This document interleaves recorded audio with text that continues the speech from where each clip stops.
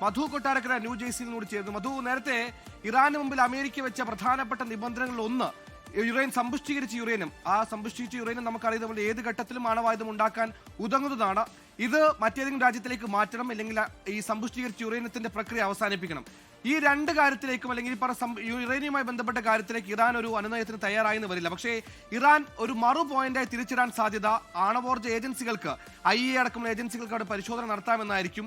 ഇതിനോട് എത്രത്തോളം അനുഭാവപൂർവ്വമായി അമേരിക്ക നിലപാട് സ്വീകരിക്കും? ഒന്ന്. രണ്ടാമത്, ഹോർമുസിന്റെ സമഗ്രാധിപത്യം, ഈ പറഞ്ഞതുപോലെ ടോള്, ഇതൊക്കെ അമേരിക്കക്ക് ഏതെങ്കിലും തരത്തിൽ ഉതകുന്ന കാര്യങ്ങളാണോ? ഏതെങ്കിലും തരത്തിൽ അമേരിക്ക വഴങ്ങി വിധേയപ്പെട്ടു കൊടുക്കാൻ സാധ്യതയുള്ള കാര്യങ്ങളാണോ? എത്രത്തോളം സാധ്യതയാണ് ഈ ചർച്ച വിജയത്തിലേക്ക് എത്താൻ നിലവിൽ നമ്മുടെ മുമ്പിലുള്ളത്? അത് എത്രത്തോളം നമുക്ക് വീക്ഷിക്കാം? സൊഹൈൽ, നേരത്തെ ജെയിംസ് സാറ് പറഞ്ഞതുപോലെ അമേരിക്കയും ഇറാനും ഒരു നേർക്കുനേർ ചർച്ച എന്നുള്ള രീതിയിൽ വേണമെങ്കിൽ നമുക്ക് പറയാം.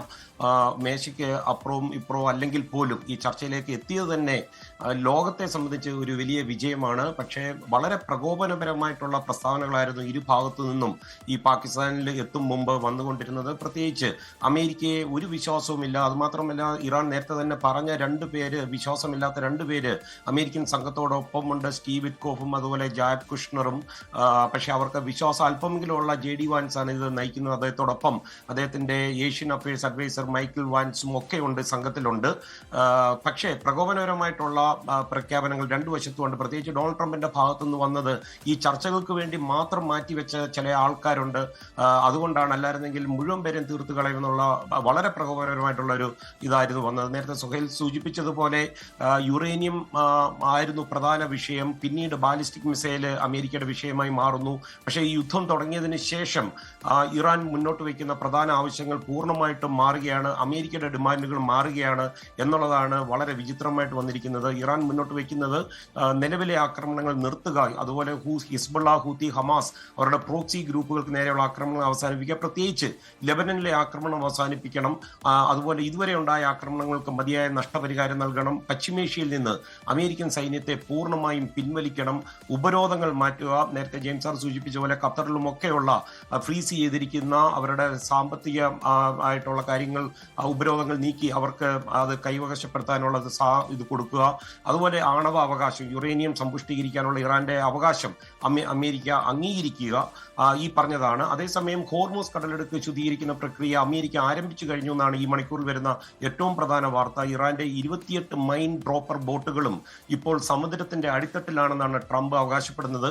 ട്രംപിന്റെ ഈ പോസ്റ്റിന്റെ തൊട്ടു മുമ്പ് തന്നെ US നാവികസേന കപ്പലുകൾ ഈ കടലെടുക്ക് മുറിച്ചു കടന്നായിട്ടുള്ള റിപ്പോർട്ടുകൾ പുറത്തു വന്നിരുന്നു. ഈ യുദ്ധം തുടങ്ങിയതിന് ശേഷം ഇതാദ്യമായിട്ടാണ് ഇറാന്റെ മുൻകൂർ അനുമതിയില്ലാതെ അമേരിക്കൻ കപ്പലുകൾ ഈ പാതയിലൂടെ സഞ്ചരിക്കുന്നത്. ആക്സിയോസ് എന്ന് പറഞ്ഞ മാധ്യമത്തിന്റെ ഒരു ജേർണലിസ്റ്റാണ് ഈ നീക്കം ആദ്യമായി റിപ്പോർട്ട് ചെയ്തത്. അമേരിക്കൻ കപ്പലുകൾ ഹോർമൂസ് കടലെടുക്ക് കടന്ന് പേർഷ്യൻ ഗൾഫിലേക്ക് പോവുകയും പിന്നീട് തിരികെ അറബിക് കടലിലേക്ക് വരികയും ചെയ്തതായിട്ടാണ് അദ്ദേഹം റിപ്പോർട്ട് ചെയ്തിരിക്കുന്നത്.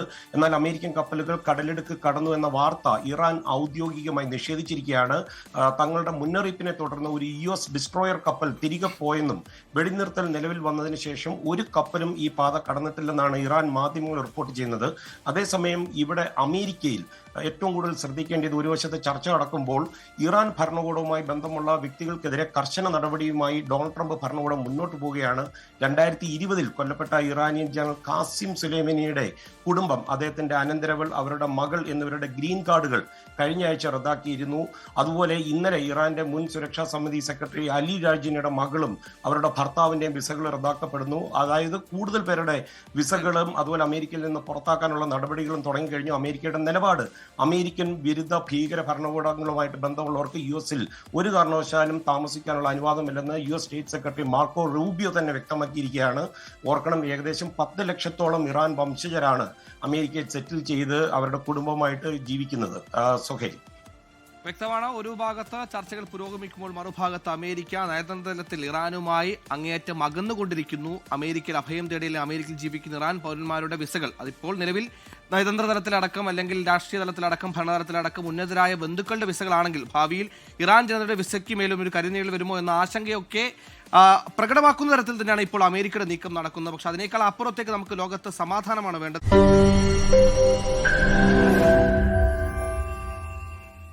ലോകത്തെവിടെയായാലും ഏത് സമയത്തും 24 വാർത്തകളും ഓഗ്മെന്റഡ് റിയാലിറ്റി പാക്കേജുകളും എക്സ്പ്ലെയിനറുകളും വിശദമായി കാണാൻ ഞങ്ങളുടെ യൂട്യൂബ് ചാനൽ നിങ്ങൾക്ക് സബ്സ്ക്രൈബ് ചെയ്യാം.